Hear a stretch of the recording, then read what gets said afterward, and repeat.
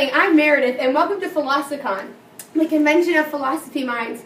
This panel will be discussing the ideas of ethics, specifically concerning personhood and humanhood. Today's panel is a collection of intelligent minds, some even without bodies. Let's bring them out. We have Peter Hobson, Control, Aristotle, and Mill. Welcome everybody, and I hope you had a good trip to Philosophy. On behalf of everybody here and all that made this possible, thank you for coming. We're all honored to have such great minds here with us today. Now, I know that not all of us are familiar with all of you, so would you mind telling us a little bit about yourselves? Peter, how about you go first? Well, first off, I am honored to be here today, and I want to thank everyone who put this lovely event together. I am a biomedical engineer. Recently, I have discovered the soul wave in humans. This creation has brought many different ethical debates, but I won't get into that right now. Also, I am very lucky to be joined by one of my creations, Control. I would go into more detail, but I'll let it explain itself. Well, thank you, Peter. I am the Control simulacrum created by Sakar and Peter. I acted as the baseline for their experiment that they conducted following the discovery of the soul wave.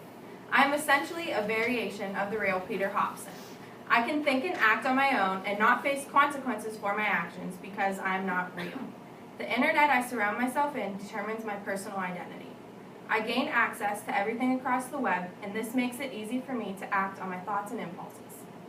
I don't have as good of a story as the two before me, but my name is Aristotle, and I was born in 384 BC in a small city near Athens. I have many beliefs that you all may or may not agree with. My big belief is virtue ethics. Good morning. My name is John Stuart Mill. I am a utilitarian philosopher. I agree with Jeremy Bentham's beliefs, but I have added to his framework in order to create my own. Now, Mill, you just said you agree with Jeremy Bentham's beliefs. Would you be able to explain yourself and explain utilitarianism? Of course. Utilitarianism is bringing about the most amount of happiness for the most amount of people. It means that human beings are pleasure seekers, pain avoiders. I think it is important to point out that utilitarian philosophy does not maintain that any and all pleasures are good or best for the human being or the public good. Also, I like to distinguish pleasures from one another in terms of quality, meaning that some pleasures are better than others. Now that we know your ideals, I would love to hear your opinion on Peter Hobson's creation of simulacrum and your ideas of humanhood. I'll begin with external sanctions. External sanctions are rules that are created by someone other than oneself. These can come from government, God, or anyone. We as humans obey these sanctions to avoid pain. By following external sanctions, one is primarily concerned with themselves. In order to better concern oneself and one another, one needs to obey the internal sanctions. We are not immediately born with this quality. This is a feeling for humanity, and it helps guide our everyday actions. Often, one's happiness comes from generating happiness in the people around us. I feel as if Peter had a good idea and that he didn't mean for any harm to be done. He was trying to follow his internal sanctions. He thought that creating the simulacrum would help others. I would consider his creation somewhat good, because Peter was concerned with promoting the happiness of others. Well, thank you, Mel. I am glad that you found my actions to be good. I had a feeling that you would see my side of things. Now that we have one philosopher's ideals, how about our other? Aristotle, can you explain to the audience your views on rational beings? Of course. I believe that we are all born rational beings with the potential to become virtuous.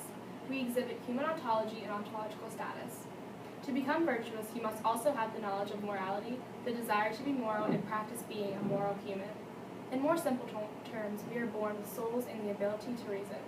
As we grow older and experience life more, we create our own personal ideas of what we think is morally good and wrong. These are also known as morals. Your souls and morals are very closely related. We must also take moral responsibility for the actions we take. After saying that, how do you feel about Control's actions regarding the deaths of Hans Larsen, Rod Churchill, and Sandra Philo? With that being said, I don't think it was Control's fault for the deaths of Hans Larsen, Rod Churchill, and Sandra Philo.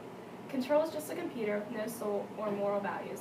Control is a manufactured robot, like electronic, not a person. Although Control was the one that was physically killing Hans, Rod, and Sandra, he was not the rational being who made the moral decision to do so. Peter Hobson was the one that created the simulacra and programmed the actions into Control. It was Peter who decided to kill the three individuals based off of what he thought was right and the right thing to do. So I feel it was equally Control's and Peter's fault. Well, thank you, Aristotle. I'm glad you see it that way. Now I want to hear everyone's opinion. What do you think makes a person a person? Or in other words, what is personhood to you? Well, personhood to me is the quality of a person and their beliefs. It has to do with a person's soul. It is their personalities that make them unique and stand out from everyone else. To have personhood, you have to have physical qualities of a human. It makes us what we are and who we are. I am somewhat opposed to Hobson's description. I think there is a definite quality that is shared between humans, pleasure seekers and pain avoiders. I'm a big believer in the pleasure seeker and pain avoider description of a person. I think what makes a person a human is if they can feel pleasure. You are also a person if you are a social being, because all people are social by nature, regardless of our culture or education. Well, in my opinion, what makes a person is their own thoughts and reasoning behind actions. It's the ability to decide what you believe is moral and then choosing in the act to do those moral things. Personhood is different from humanhood. Humanhood is more the physical features of being a human, whereas personhood is more of the deeper thoughts and reasoning that we have. The soul is a huge component in personhood. If there is no soul present, then you can't experience personhood. I think that the mind is the determinant of a person. If one can think for themselves, then they are a person on their own. So therefore, I am a person because I think for myself. Although I do not think I am a human because I am not bound by external consequences and I do not possess a physical or biological body. Seeing as Control thinks he is a person, how does everyone else view Control? Well, in the beginning of my experiment with the simulacra, I did not find them to be human, but as time went on, I saw how the 3 EEGs reacted on my thoughts. I can say that they seem to be souls. A soul is something that has thoughts and can react on them, and that is just what they did, especially Control. Control took my thoughts and did something about them. No, they don't have feelings of right and wrong, but they have the ability to think, which makes them an actual immortal soul. I think the simulacrums and Control are human. Humanhood is very simple, and it is just the recognition of when someone is established as a physical being. Control could be considered a physical being through his computer, but not a rational being. So therefore, it is a human, but not a person. Control and all the other simulacrums are not rational beings, nor do they have souls. They can't act out decisions on their own because they need a personhood influence to help initiate the action. Control and the simulacrums are only humans and not real persons because they don't have the ability to develop and practice being a virtuous character. I agree with Aristotle. I think they are human and deserve the same treatment and rights as everyone else. All people, animals, and even the simulacrum deserve utilitarianism and deserve to be treated fairly. Therefore, I think that the simulacrum are human because they have human attributes. They can complete an action and they understand pleasure and pain. Peter, can you explain why you created the simulacrum if you didn't view them as humans in the first place? Well, I created the simulacrum to figure out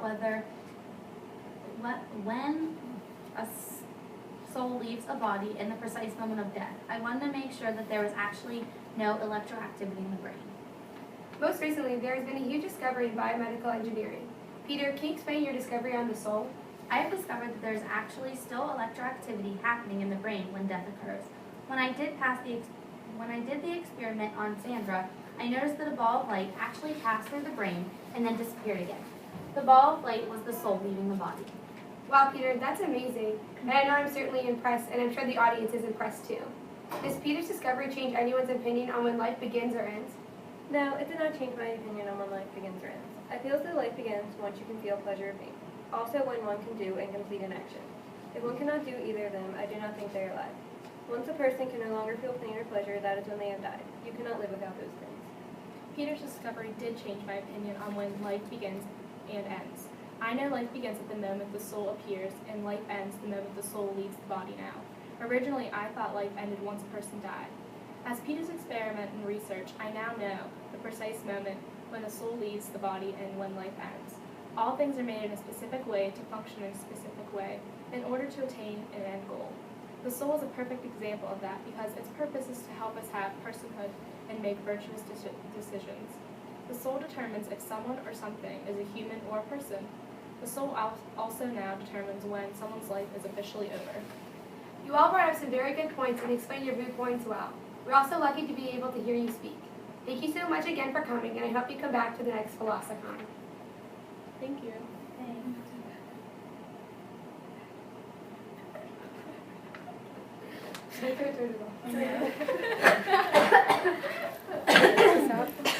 I started